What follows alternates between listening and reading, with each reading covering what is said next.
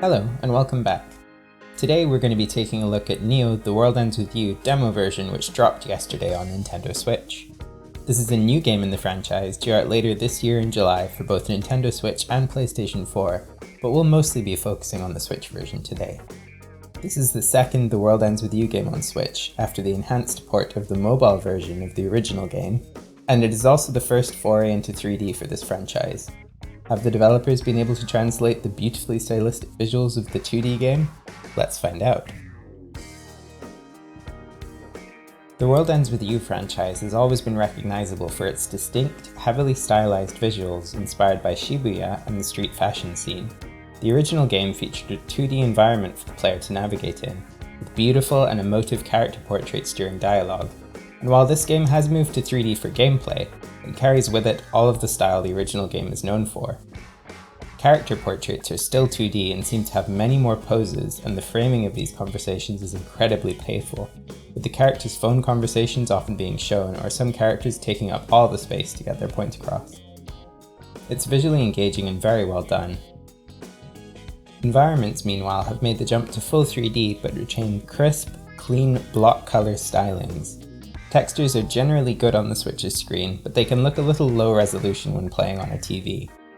The environment sometimes veers into more abstract territory, with shadows being completely black and providing a lot of contrast.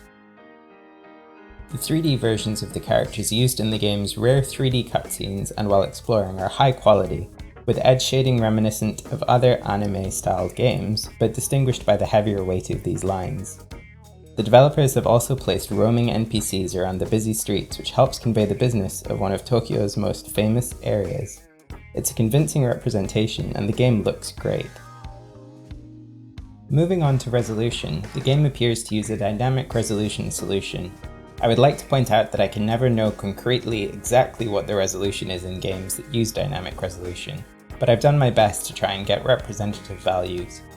Pixel counting the docked mode, I found the range would often be either 1792 by 972 or 972p, which I noticed when exploring, or around 1536 by 864 or 864p while in combat. The handheld mode compares very favorably then, with my pixel counts across a number of combat and exploration screenshots coming in at a native 1280 by 720 or 720p in that mode. Of course, it's possible that it does use a dynamic resolution like the docked version, but I haven't personally measured any frames clocking in at less than 720p. This brings us to performance, and I have to say, it's not very consistent. While in docked mode, which I'll be using for all of my frame rate metrics, the game averages around 35 frames per second, which means that the frame times, the metric used to measure the consistent delivery of frames, are erratic and bounce around between 16.6 milliseconds and 33 milliseconds. The result is that the game does feel responsive during combat, but the presentation is never really smooth. I was a bit unsure if maybe the game featured some kind of hit-stop animation, which was registering as a duplicate frame on the graph, so I downloaded the PS4 version on a PS4 Pro and found that the frame rate on that platform is a consistent 60 frames per second, so these drops as registered by the graph are genuine. Moving on to cutscenes, the majority of these are talking head style dialogue, and of the cutscenes that are 3D, most of them seem to be videos. The rare cutscenes that are done in-engine, like this introduction to Shibuya, play back at around 37 frames per second on average.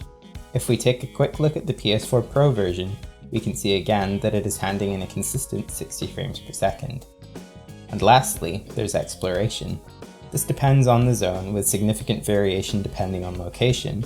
For example, in this sequence, the frame rate averages around 35 frames per second. But if we move to this other area, you can see that we are getting an average of around 45 frames per second. Exploration again plays out at a near faultless 60 frames per second on the PS4 Pro. So where does that leave Neo: The World Ends With You? Personally, I think that the game is gorgeous and has translated the 2D visuals from the original game well to 3D. In particular, I love small details like the buildings and scenery warping and distorting as you move through the world. It's a really neat effect, and it shows how much care and attention has been poured into this release. The performance is definitely rough, but hovering above 30 FPS does mean that input response is quite good even if it never appears particularly smooth. Here, I think that an optional 30 frames per second toggle would be much appreciated for those sensitive to fluctuation, but I think it is more difficult to notice on the handheld screen. And that's it for today. Thank you for tuning in, and if you liked this video, please give it a like, subscribe to FPSE, leave a comment, or follow us on Twitter. Bye for now.